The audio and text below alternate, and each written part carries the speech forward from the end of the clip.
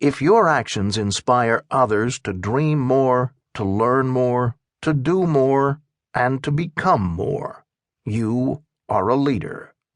John Quincy Adams. We challenge you to ask yourself, do I want to be a leader? If your answer is yes, ask yourself a second question. Am I willing to continually evolve who I am and what I do in order to lead others to achieve great things? We have often heard executives say that their jobs would be easy if they did not have to deal with people.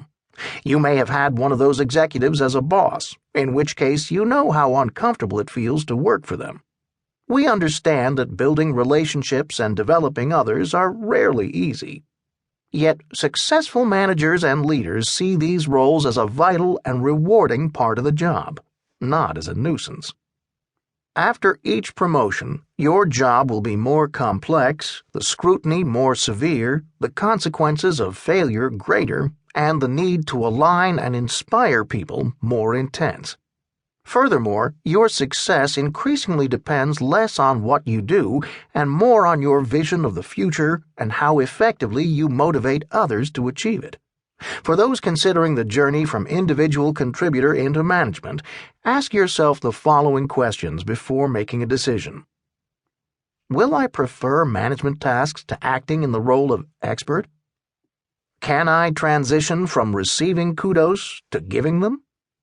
Will I enjoy the administrative tasks that managers must do?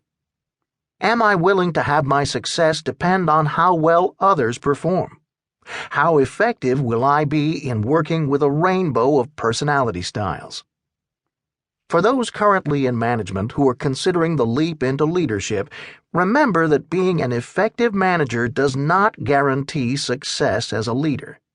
Leaders operate in an arena that has few boundaries. Many managers struggle when they move into a position where their options and responsibilities become virtually limitless. As a high potential, you will be well served to learn the essential skills at each level prior to jumping to the next, because learning skills and using them at the same time can be risky. To be a great leader, ask yourself, what are my motivations for being a leader?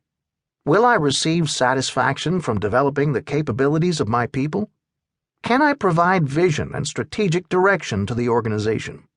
Is it important to me that my customers and suppliers succeed? Am I willing to consider new factors like social responsibility and globalization? For some, leading in an increasingly complex world is second nature.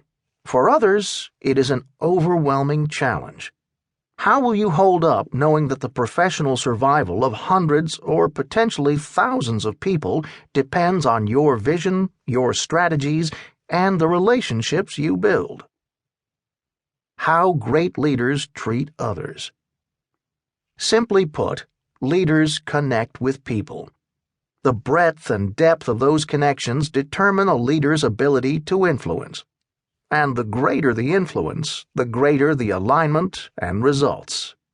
Great leaders have a style and a voice that fit their organization and enable them to form bonds with their followers and ignite their passion. Great leaders beget great followers. Leaders learn their people's objectives and guide them toward achieving their full potential. Great leaders address small conflicts to avoid larger ones later. They know intuitively when things do not seem right and promptly hold the conversations required to fix them. Great leaders know that creativity cannot be forced. They enable creativity in the natural flow of business by providing the time, the space, and the conditions for people to be creative. Then they cultivate the fledgling sprouts of innovation. Great leaders celebrate their people. They are liberal with praise and realize that their personal success is rooted in their people's successes.